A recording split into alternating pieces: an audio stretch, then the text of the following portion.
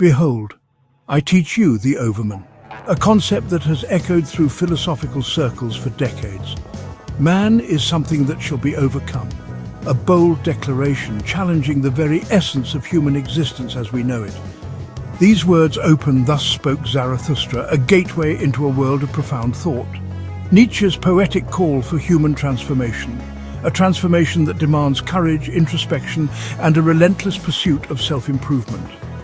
Picture Zarathustra, a wise man who after years in solitude has gained a unique perspective on the human condition, descends from his mountain to share his insights with humanity, hoping to ignite a spark of change.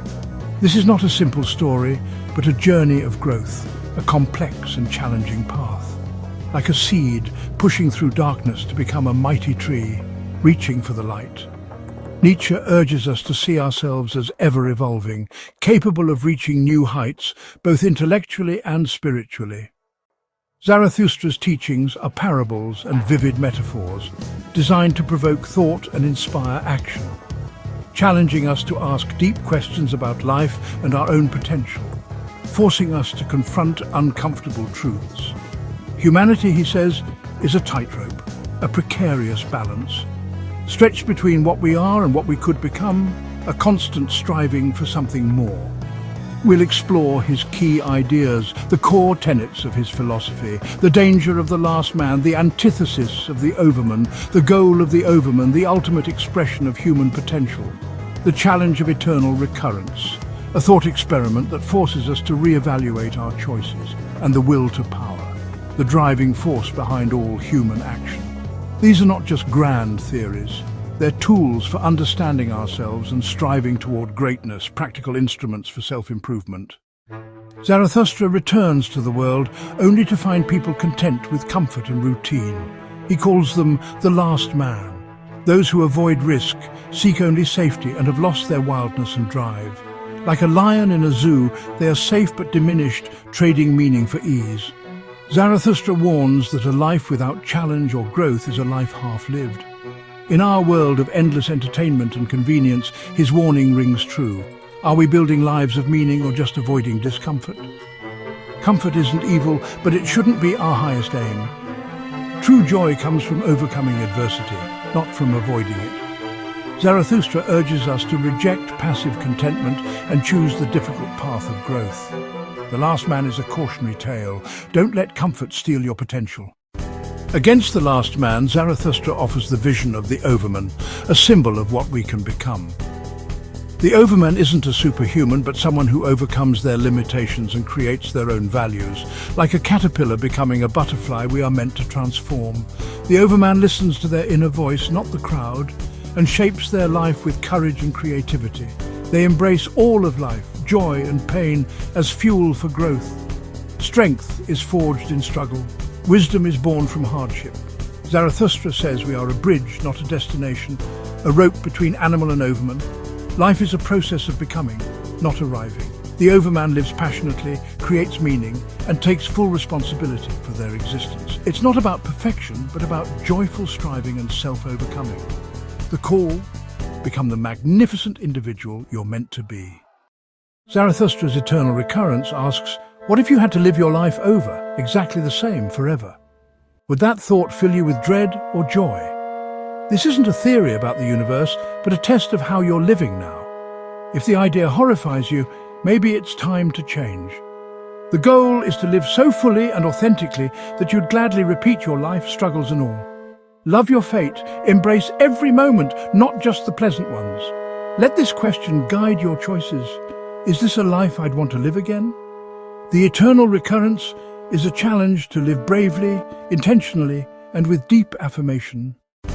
At the heart of Zarathustra's profound message, a message that resonates even today, is the concept of the will to power. It's not about brute domination or the subjugation of others, but rather the inherent drive to grow, to create something new, and to overcome obstacles in our path. It's the powerful force that pushes an athlete to relentlessly break records, pushing beyond perceived limitations, a scientist to tirelessly solve mysteries, unraveling the secrets of the universe. and each and every one of us to surpass ourselves, to become better versions of who we are today. The will to power is the underlying energy behind all ambition, the fuel that ignites our desires, creativity, and the pursuit of self-mastery. It's the direct opposite of the last man's apathy and passivity. Embrace this powerful drive, channel it constructively into continuous learning, purposeful building, and constant becoming. Remember, it's not about wielding power over others, but about harnessing the power within to realize your own unique potential. This is the very essence of what fuels the Overman, the relentless urge to transform, to create profound meaning, to ultimately become the artist of your own extraordinary life. We are not simply pleasure seekers, content with fleeting moments of joy. We are inherently driven to test our limits, to push beyond our comfort zones, and to continuously grow.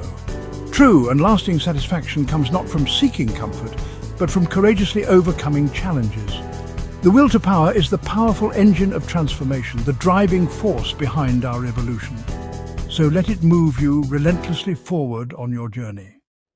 In today's fast-paced and ever-changing world, it might seem strange to turn to the ideas of a 19th century philosopher, but Zarathustra's teachings, surprisingly, are more relevant than ever.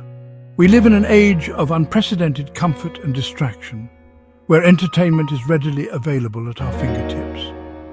In such an environment, we risk becoming the last man, a concept Nietzsche warned against. The last man is safe, entertained, perhaps even comfortable, but ultimately unfulfilled, lacking purpose and direction. His call to become the Overman, or Übermensch, is a radical act of individuality, a striving for self-overcoming. This is especially important in a world of increasing conformity, where societal pressures can stifle our unique potential. Social pressures, often amplified by social media and advertising, constantly tell us who to be, what to want, and how to live. Zarathustra urges us to resist these external forces and instead define ourselves based on our own values and aspirations. The eternal recurrence, the thought experiment of reliving your life exactly as it is for eternity, offers a powerful compass.